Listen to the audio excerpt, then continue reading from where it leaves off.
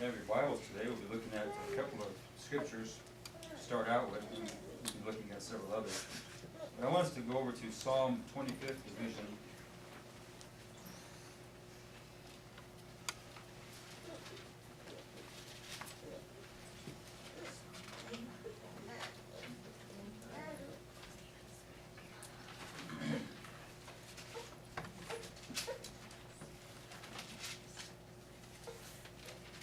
Psalm 25, let's look at the target verses, verse 5, but let's read 1 through 5. And then we're going to go over to Jeremiah, chapter 5.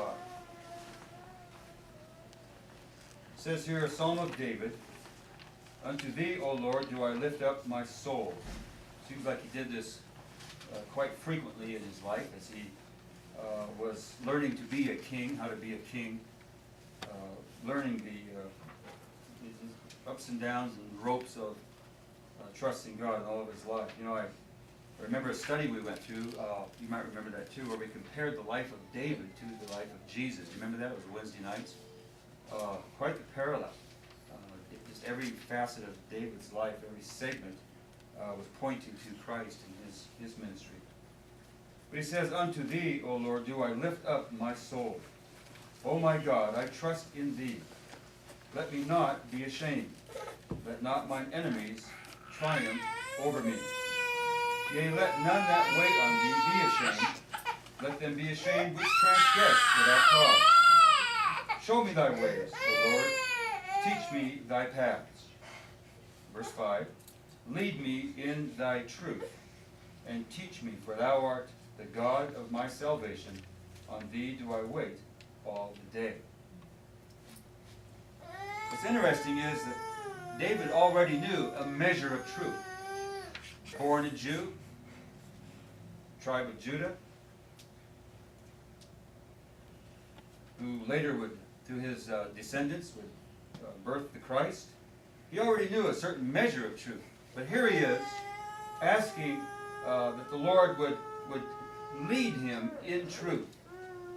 The one thing that's necessary in order for us to find our way with the Lord and build that relationship is first of all to open up the channel or avenue to receive the truth.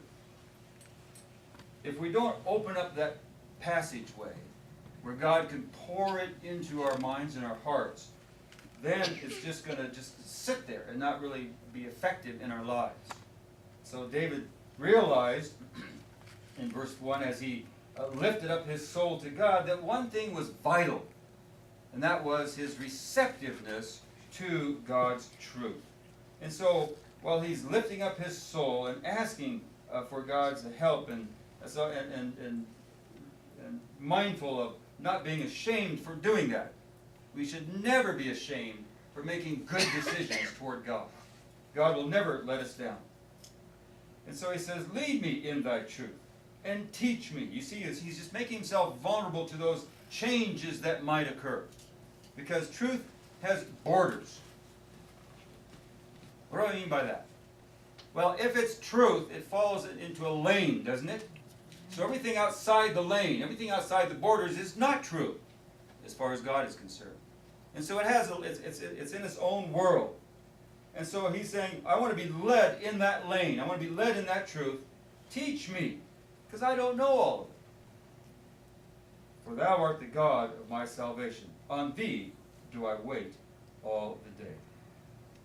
And so I want to talk about the idea of truth this morning and what it means to us, or what it should mean to us, and how it should impact our lives. I want us to go over to Jeremiah chapter 5.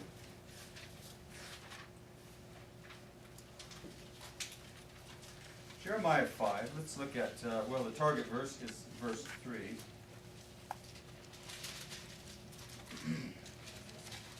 Let's look at verse 1. Jeremiah 5.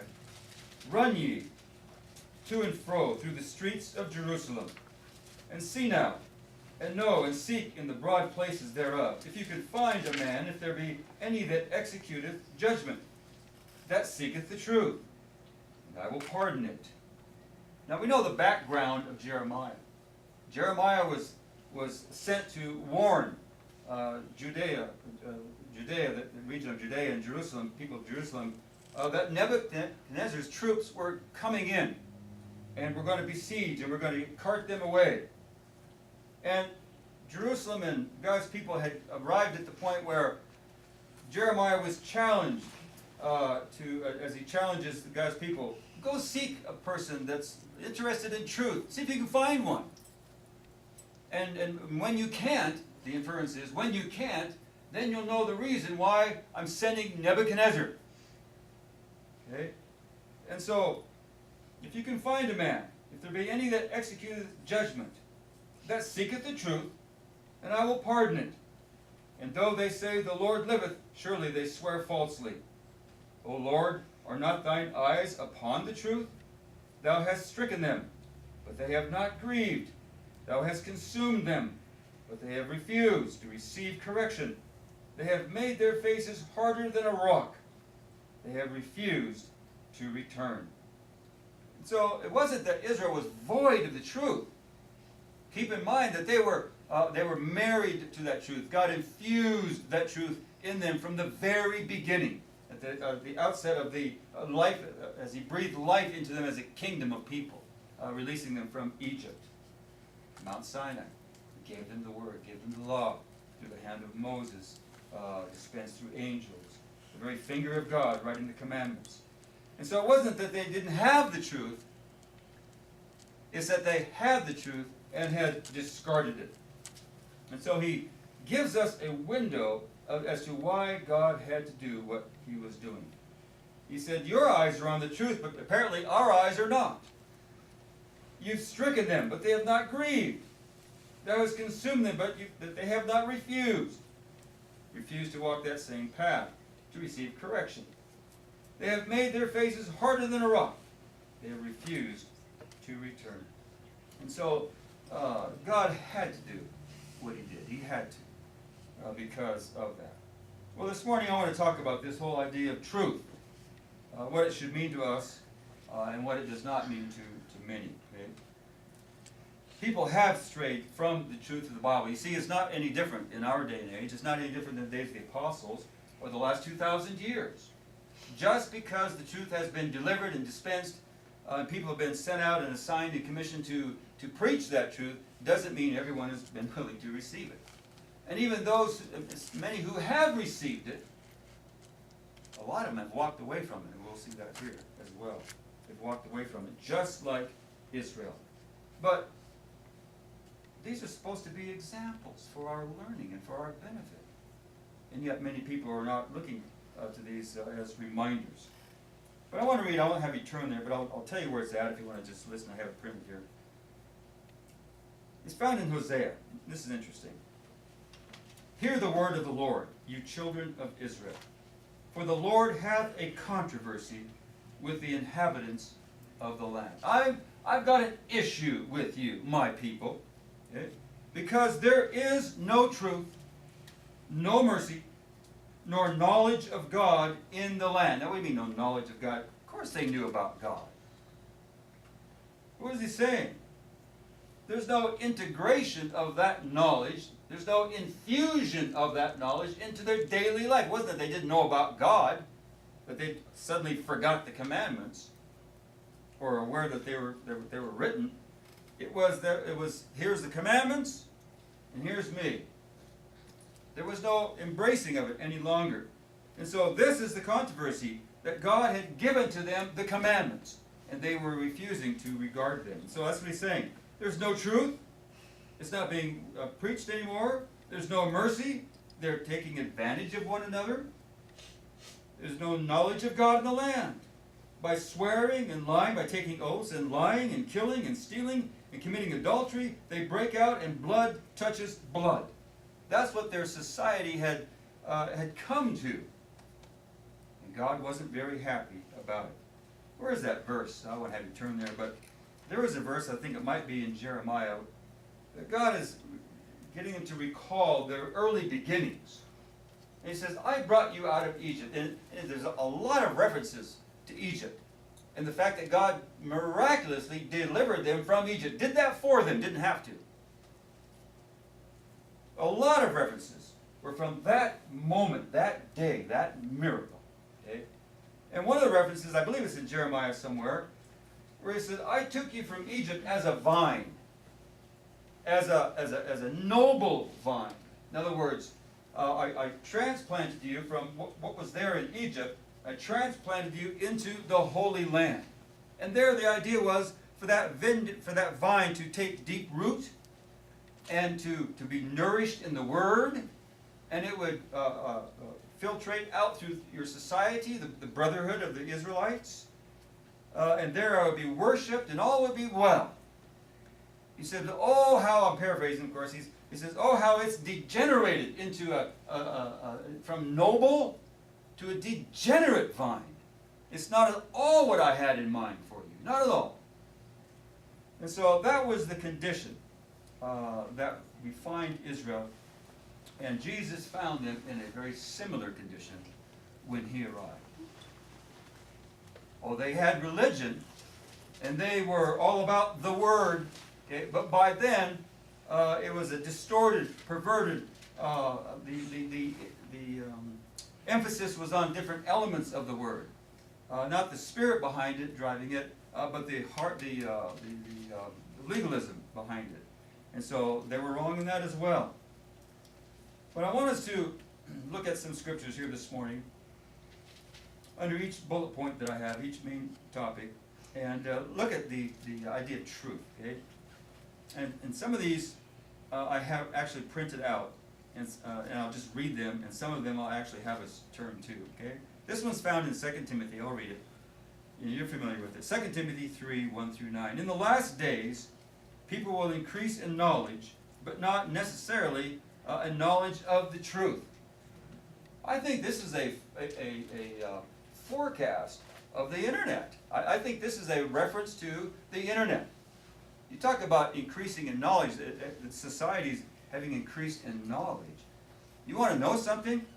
Okay, what do you kids do? What do you teenagers do? Google it. You Google it. Interesting. Google's become a verb. Amazing. You don't Yahoo it. You don't Bing it. You Google it. It's a verb. Increase in knowledge. Daniel foretold this as well. Knowledge will be increased. Travel will be increased. And so, but most people would resist the truth of God.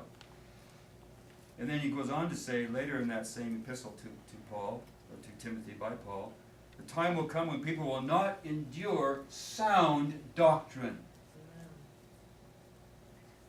Kind of reminds me when God was speaking to the people at the base of Mount Sinai, to the point where there was thunderings and lightning and a storm and all of this, and they were afraid. Moses was afraid. And they said, Moses, you speak to him. You talk to him. They want to push Moses out there. They volunteered Moses, the one, okay? There's a time coming where people will not endure sound doctrine, solid teaching of the Word. They'll turn their ears away from the truth, and they will turn to listen to fables and stories and fiction, false doctrine. Where are we in a society where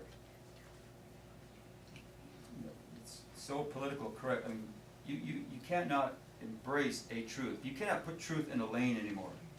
You have to remove the barriers, or you're going to offend people. And you're going to be called names for that. And so, but that's what was foretold, and we're living in it now. Here's another scripture that I'd like to read to you from Zechariah. Thus speaketh the Lord of hosts, saying, execute true judgment. Remember what we just read in Hosea? How the whole society had broken down and they were mistreating one another? So these are references to how they should execute judgment as the law had been given to them to deal with day-to-day issues between the brethren. Okay? Thus speaketh the Lord of hosts, saying, execute true judgment, and show mercy and compassion every man to his brother. And oppress not the widow, nor the fatherless, the stranger, nor the poor. And let none of you imagine evil against his brother in your heart. But they refused to hearken and pulled away the shoulder. You know about pulled away the shoulder, right? Try to get Noah to do something, he does this. No. Pull away the shoulder, right? You do that, pull away the shoulder? No, I can't. But that's what they were doing. God reached down his hand and said, listen, this is how I want you to behave. No. Okay? So that's what that is saying, okay?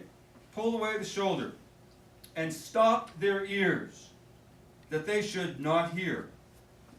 Yea, they made their hearts as an adamant stone. Well, there's another reference to hardening of the heart. Lest they should hear the law and the words which the Lord of hosts had sent in his spirit by the former prophets. Therefore came a great wrath from the Lord of hosts. You want to know what the tribulation is all about? It's coming upon a world of unbelief, a world that has turned their heart to stone. Has pulled away the shoulder. Is it any wonder that God is going to have to rain down his wrath upon the nations? Because though being his offspring, they did not want him as their father or their guide. And so he has no choice, because his plan is coming. And there's a stopping point. There's a wrapping it up. And there's only 3 places in which in his mind people are going to land. And if he's going to bring a halt to this, then he's got to have a landing spot for people, because there's only 3 destinations. And if they're not ready, then they're going to land in one of the 3. 3 destinations for all of mankind. And so the wrath of God will come upon. So you can see, you're getting a picture that truth is very much aligned with and associated with our human behavior toward one another. We'll get to the truth part as far as doctrine. But right now we're looking at scriptures in the Old Testament where they had the doctrine. At least it was delivered to them. But the doctrine broke down in their hearts as their love for one another broke down in society. And so the law guided them how to treat one another. And if they broke away from that, they break away from all of it. They don't want to hear any of it. And so let's talk about this truth and its far-reaching effects into our own life. And when talking about truth, the first place to go is Jesus. That's where truth begins. Who remembers that famous saying that Jesus said, I am the, what, help me out, I am the way, the truth, and the life. He was the living embodiment, the personification. If you could take truth, which is an abstract, you can't see it, can't touch it, can't smell it, can't taste it. It's an abstract.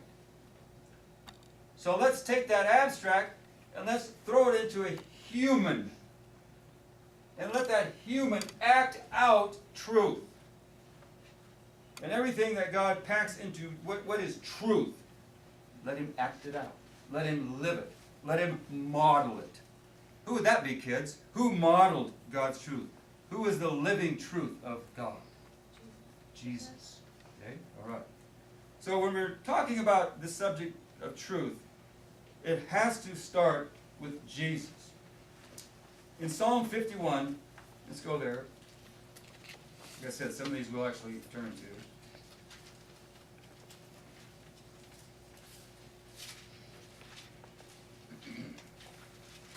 The Old Testament, setting it up to receive the truth. So in Psalm 51, verse 6, as David's making his confession, David and Bathsheba, he's making his confession. He says, behold, thou desirest truth. Where? Where does he desire the truth? First and foremost, where must it come from? Where must it begin? Inside us. Okay? We must open up the channel. Okay? You desire truth in the inside of us. Not just a coating of truth, not just a varnishing of truth, but truth that begins in our heart, in the inward parts, and then goes outward for all to see. Okay? so he says, behold, thou desirest truth in the inward parts, and in the hidden part thou shalt make me to know wisdom. So it begins in the heart. And so the scripture that I just referenced here in John, Jesus saith unto him, I am the way, the truth. I am the truth and the life. No man cometh unto the Father but by me. Now just that statement alone will get you in trouble in some circles. Because truth has a lane, isn't it? It has a lane. And everything outside of it is not true, according to God. And so when you say that no man comes to the Father but through Jesus, who is the truth, then you're excluding those who do not qualify in that same capacity. So others who are putting their faith in someone else outside that lane, outside that embodiment of truth, are wrong. They don't like to hear it, but that's the age we're living in, turning their ears away from the truth. They don't want to hear sound doctrine. So they embrace some other means for acceptance by whatever God they choose to serve. John also said in the first chapter, he said, for the law was given by Moses, but grace, finish this, but grace and truth, that's an easy one, just stick with the subject. Okay. Grace and truth, a little weak. Grace and truth. There you go. That's what I'm looking for. Okay. Came by Jesus Christ. Okay. So the law, the whole package of the law came through Moses, but grace and truth through Jesus. He showed them another side of this law that had escaped them, and escaped their attention, and that was the inner part of the law. They were all about washing the outside of the cup. Jesus said, well, that's all nice and good, but what about the inside? No, would you take that big, oversized, large coffee cup of yours, okay, and just wash the outside of it? That's a bad example. Yeah. Okay, bad example, okay. You know, once you get the flavor in there. Well, okay. Breaks the mug in. Well, what you're hoping is the next cup cleans the first old cup, okay? It sterilizes the old part, okay. Well, you get my point, okay. Wash that thing once in a while. Okay, all right. Anyway, so he's saying, let's look at the inside, because that's where the Lord is looking, okay? Not just man. And so, truth begins with Jesus. He is the way, the truth, and the life. Well, there's benefits for choosing biblical truth. There's benefits. It has its benefits. Okay, I like benefits. A job comes with a package of benefits. Don't you like those benefits? Julie's still waiting for the benefits, but anyway. One benefit is you don't have to answer to a boss. That's a benefit. I want more money. Okay. Well, that's another benefit. All right. Well, choosing biblical truth has its benefits also. Okay? One benefit, and I know you'll like this, is that it will set you free from religious confusion, from superstition. How many of you were ever superstitious? I'm trying to think if I was. I think I carried a rabbit's foot for a while. I don't think I was overly superstitious. Maybe some of you were. But when you come into the truth, your life is not guided by happenstance and some mysterious hand where you have to, superstition is your guiding force, confusion in religious circles. You can eliminate all of that. The truth is an alley, it's a lane. And when you land on that, you know God was already on board. It's His lane. Okay? So the closer you get into that alley, that lane, the closer you are to God, because He's all about truth. Okay? Jesus said this. Here's the benefit. And you shall know the truth. And help me out. And the truth shall set you free. Okay? Free from doubt. Free from anxiety. When I say free, we're not always free from anxiety, but the truth helps you eliminate so much other garbage and confusion out there. When you open your heart to truth, then you've just eliminated all the untruths out there. You've settled in your heart that is truth. Another benefit is, and I'll just read this Psalm. The psalmist said that the Lord is near unto them who call upon him in truth. Well, of course, that would be reference to sincerity. Again, the inner part. Okay? You call upon God in sincerity, according to his truth. Another benefit, of course, would be that you will escape God's wrath. Okay? But unto them who are contentious and do not obey the truth, but obey unrighteousness, then God, I'm bracketing, the words are indignation and wrath, but if you look at the context, God will render to them indignation and wrath. Well, we saw that in the Old Testament. And here is society at large. Those who are contentious and do not obey the truth, what they have awaiting for them is indignation and wrath that's coming from God. And I'll tell you what, we don't want to fall under God's wrath. He can make it pretty miserable for us. He can also make it pretty wonderful for us. It's kind of our choice, isn't it? And with all deceivableness of unrighteousness in them that perish, because they receive not, help me out, the love of the truth. All deceivableness of unrighteousness in them that perish, operative word perish, because they received not the love of the truth, that they may be saved. So again, God gives us a choice. David chose properly in that he just opened up his heart and says, Lord, teach me your truth. Lead me in the path of truth. God's will, as far as pertaining to truth overall, his will, found in Timothy, who will have all men to be saved. This is God's will. It's not that all men are going to be saved, but this is what he would want. If he had his druthers, all men would end up being in the saved category. But there's another part to this. Andrew, you know I didn't read the rest of it. Who would have all men to be saved, comma, and to come unto the knowledge of the truth. That tells me something. That God's will involves a whole package. When I was saved, February 22nd, 1970, February 20th, 1970, I accepted Jesus as my personal Savior. And so now I had a certain degree or knowledge of understanding of truth. I know who my Savior was. I am the way, the truth, and the life. I realized that. Little did I realize that there was so much more for me to yet learn as far as this 66 books were concerned. But as David, if I just let the Lord lead me in that, he would show me. He would want me to come unto the knowledge of the truth beyond being saved. See, here's the problem with many churches. I'm not just trying to slam churches, but facts are facts, people. A lot of churches are just want to get people saved. Arrive at the first experience of faith, newborn babies, but they're not all about then teaching and growing those babies into adulthood, into disciples.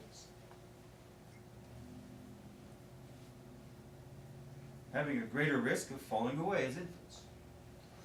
God's will, on the other hand, is clear, it's plain. He would have all men to be saved, comma, and to come to arrive at. Now this is where, remember our prepositions that the Greek language like to pack onto the front of words, okay? This one we saw para, okay? This one is epi, is packed in the front of our word knowledge. And so it intensifies knowledge. So it's not just that God, he would have people come unto the knowledge of the truth. He would have them come unto the fuller knowledge of the truth. Epigenosko. A fuller knowledge, a more developed and thorough and complete knowledge of the truth. And all those components would help drive you to your knees and keep you in that pocket. At least that's the idea. That's God's will. And then Jesus said this concerning truth. He said, But the hour cometh and now is when the true worshipers shall worship the Father, help me out, in spirit and in truth. For the Father seeketh such to worship him. Well, of course. If God says, look, I would have all men to be saved and come to a fuller knowledge of the truth, then it goes without saying that he's seeking for those people. He seeks such to worship him. God is a spirit, and they that worship him must worship him in spirit and in truth. I don't know if that's referencing the Holy Spirit there. Sometimes the word spirit is used with your mindset, having to do with emotion. You know, Allie, sometimes we can see that she's just down in spirit. Her emotions. Okay. Well, that comes along with being a teenager, I suppose. Right? And then a girl teenager on top of that. Anyway, sorry, Nick, to tell you, truth is truth. I'm just trying to prep you here a little bit, okay? All right. Down in spirit, poor in spirit, down in spirit. Their enthusiasm, their emotions are down, okay? So what I think he wants is not just to have truth, but to be enthusiastic about it. Otherwise, you have a dead orthodoxy. You've got the cold, hard doctrine, you know, kind of the Pharisees, without the Spirit behind it. And that's what Jesus came to show them, the flip side of this. Okay?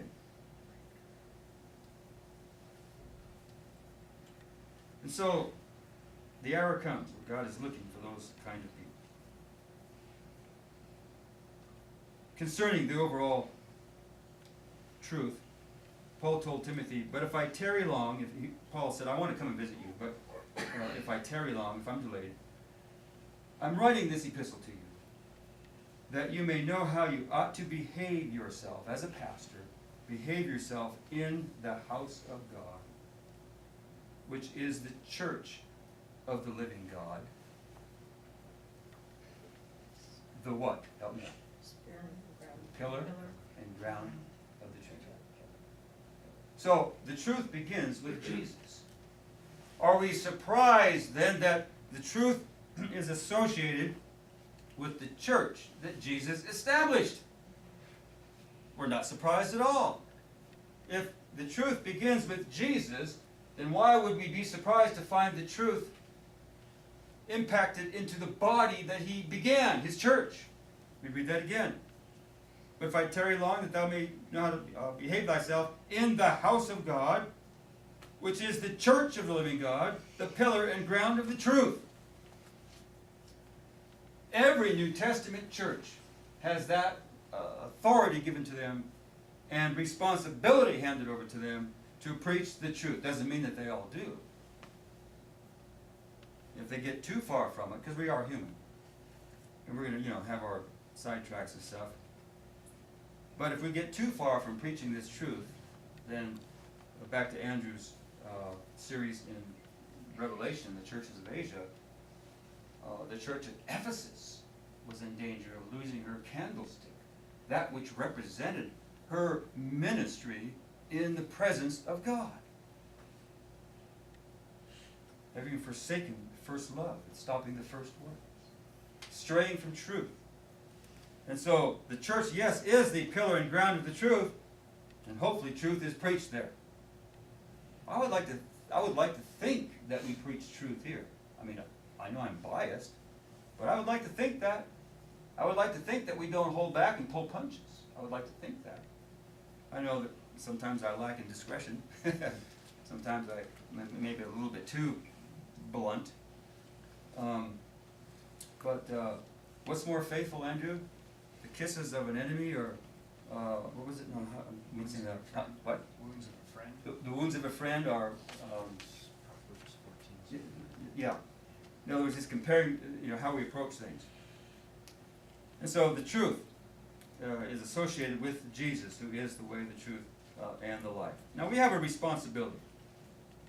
Proverbs say, let not mercy and truth forsake thee. Bind them about thy neck. Write them upon the table. Here we go again. On the inside. Write them on the table of your heart. Okay? And notice how truth and mercy are again associated.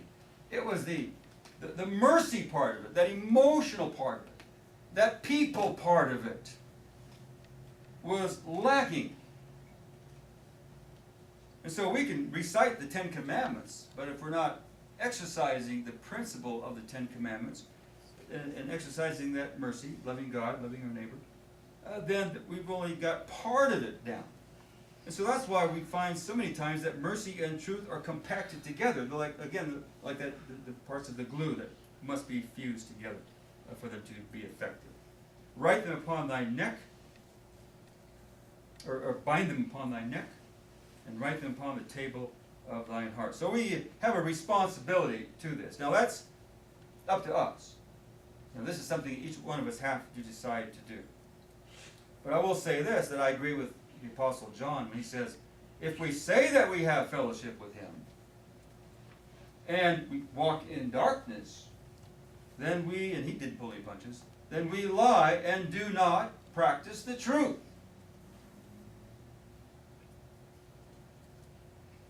Peter said this, seeing you have purified your souls in obeying the truth, here's our responsibility, obeying the truth, you've purified your souls in obeying the truth through the Spirit unto unfeigned love of the brethren. See how it's associated again? You've purified your souls in obeying the truth. How? Through the Spirit unto unfeigned love of the brethren. See that you love one another with a pure heart fervent. You can't get away from this threefold cord. Truth, mercy, and heart. It's all right there. Okay? And that's what makes a church a strong church, when the members see the need for their responsibility for the truth. Buy the truth, Proverbs tells us. Buy the truth and sell it not. So once you have it, we're commanded, the responsibility is to not turn around and sell it as some discard. Well, this doesn't hold any value anymore. I think I'll throw it in a yard sale. Put it up on Craigslist. It used to be valuable to me, but no longer. Oh, buy the truth and sell it not.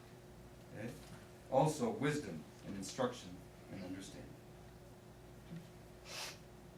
Again, Proverbs. I have chosen the way of truth. Thy judgments have I laid before me. All right. We looked at this one already, knowing the truth. This is something that Peter found very, very necessary, and I do as well. Wherefore I will not be negligent to put you always in remembrance of these things.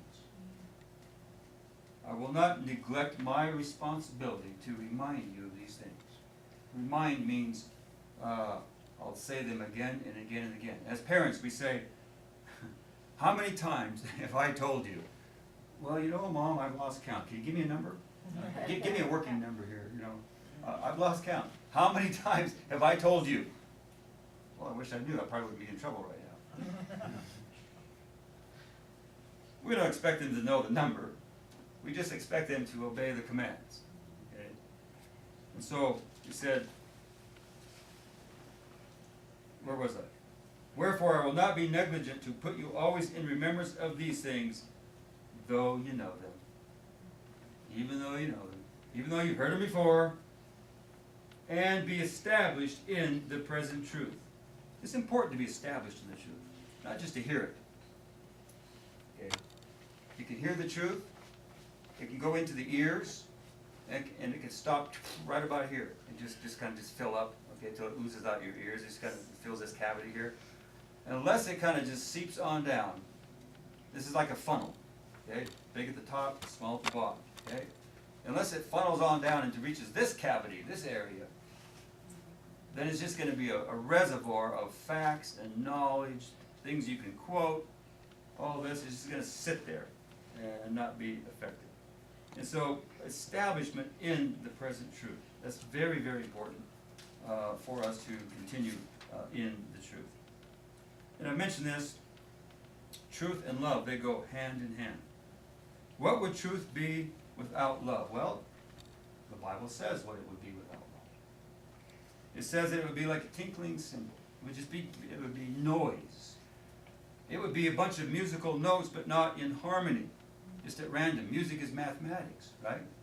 And so they all have to kind of land, one note has to follow another. They have to kind of be in unison. You can't just, Lydia's learning the piano. She doesn't hit, what's in the middle, C? Okay, I know a little bit about the piano, okay? There's C somewhere in the middle, okay? Bang a C, come over here, bang on another one. Okay, come over here and bang on another one. No, they work together, right, Judy? They work together, okay? I'll tell you who's got the piano down is Sister Hannah. I'm so glad she doesn't do what I just said. And so, truth, absent of love. You're just making notes. Okay? Just making notes. Very, very important that we combine the two.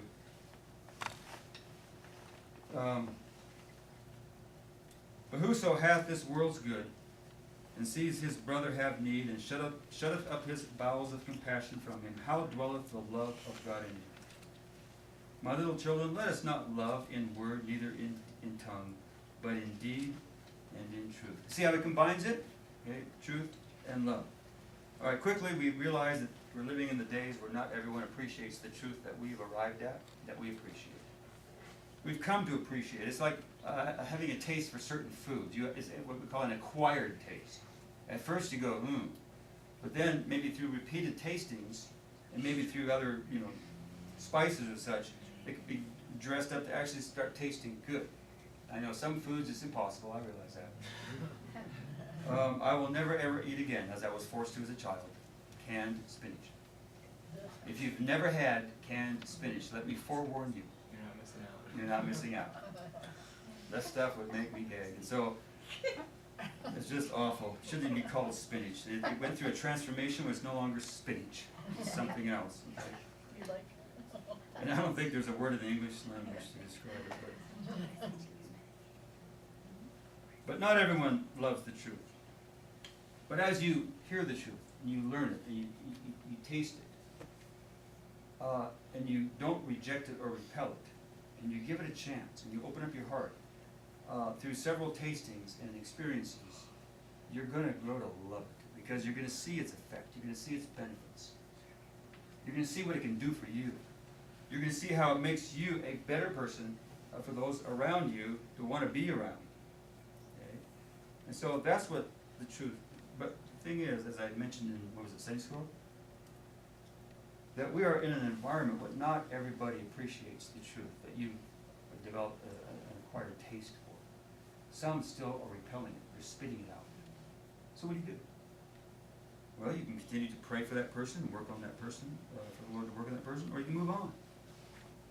You can move on. Okay? I mean, you can stay in the same fishing hole for hours and hours and hours, and we commend the patience. The patience is commendable. You're not going to get a fish right away.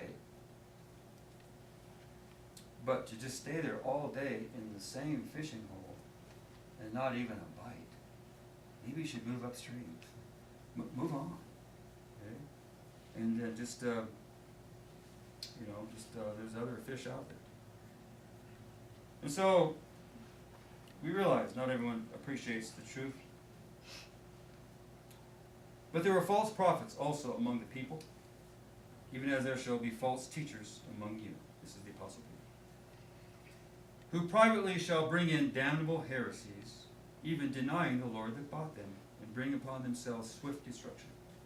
And many shall follow their pernicious ways, by reason of whom the way of the truth shall be evil spoken of. Careful how we speak about this truth. It should be so close to our heart, and we should certainly not mistreat it or speak evil of that truth. All right, well, I'm about ready to close here. Paul got after the Galatian churches, a group of churches in the region of Galatia, the province of Galatia, there in Asia Minor, modern-day Turkey.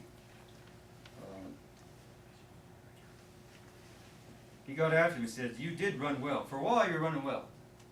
You received me as though I were an angel of God. You welcomed me."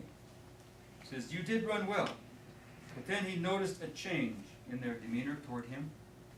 He said, "You did run well. Who did hinder you that you should not obey the truth. You see, they had kind of taken a left turn as far as what Paul had come in and taught them. And then he leaves, he's doing mission work somewhere else. Meanwhile, while he's gone, while the cat's away, the mice will play. Judaizers slipped in there and started to subvert Paul's authority and effectiveness and ministry. Said, what? Paul told you that? No. No. This is the way it is. So they begin to slip that in there. And so, of course, word gets back to Paul. He says, wait a minute. When I was with you, it was all about, our relationship. You did run well, but what happened? Who hindered you that you should now not obey the truth? We need to watch out for interferences, hindrances to the truth. Because the devil's all about hindering. The devil's all about sidetracking. The devil's all about running interference. And we need to know our adversary and his capabilities. But more than just his capabilities, that's general. His capabilities, okay. But specifically his methods on us. Right? His capability, and then his actual practices on you and you and you and me. Okay? We need to be aware of that because they differ. They will differ. And so, all right. Well, that's my message this morning on truth. I hope you got something out of it. I know I always like to talk about the subject. Okay? So why don't we stand and ask the Lord to bless.